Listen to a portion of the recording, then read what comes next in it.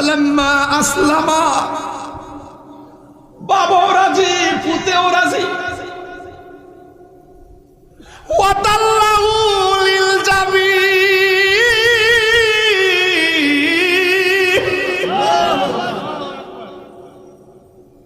বাপেও রাজি, পুতেও রাজি। সন্তানটারে কাক করে শোয়াইতে গেছে।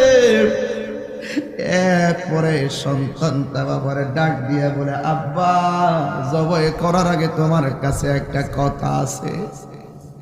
ও বাবা, আমি না আপনার একমাত্র ছেলে। ও বাবা, আমি না আপনার আদরের ছেলে।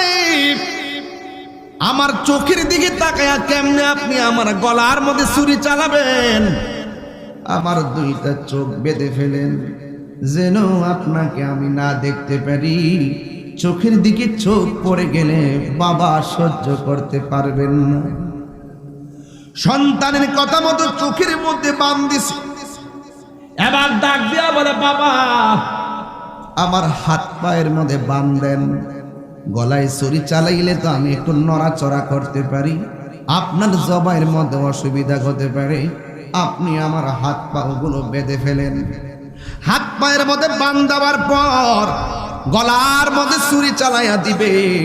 ওই মুহূর্তে সন্তানটা ডাক দিয়ে বলে, আব্বা, আব্বা গো, আমার একটা কথা আছে। কয় কি?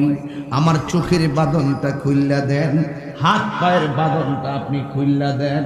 কয় কেন? ও বাবা, যদি আমার বান্দা জবাই করুন, কিয়ামত পর্যন্ত মানুষ বলবে ইব্রাহিম তার সন্তানকে জোর কইরা বান্দা জবাই করছে। হাত পাগুলো খুইল্লা দেন, আমি যে রাজি ছিলাম প্রমাণ করে দিয়ে যাব। আল্লাহ রাব্বুল আলামিন ডাক দিয়ে কয়, আয় ইব্রাহিম, তোমার স্বপ্ন আমি কবুল করেছি। ও জিবরাইল, তুমি কই? কয়, আমার খলিল ছুরিটা গলায় লাগাইবার আগে জান্নাত থেকে একটা দুম্বা লইয়া হাজির হয়ে যাও।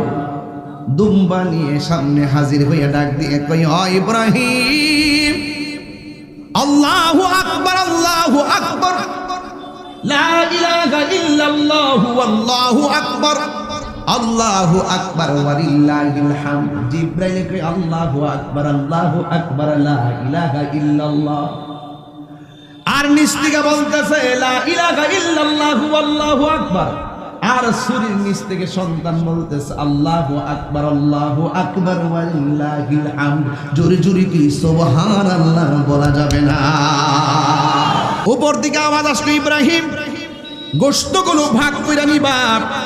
দুম্বার গোশতগুলো ভাগ করে এক ভাগ আমার হাজেরার জন্য নিয়ে যাইবা, আরেক ভাগ আত্মীয় স্বজনরে দিয়া দিবা, আরেক ভাগ তুমি গরিবদেরকে দিয়ে দিবা।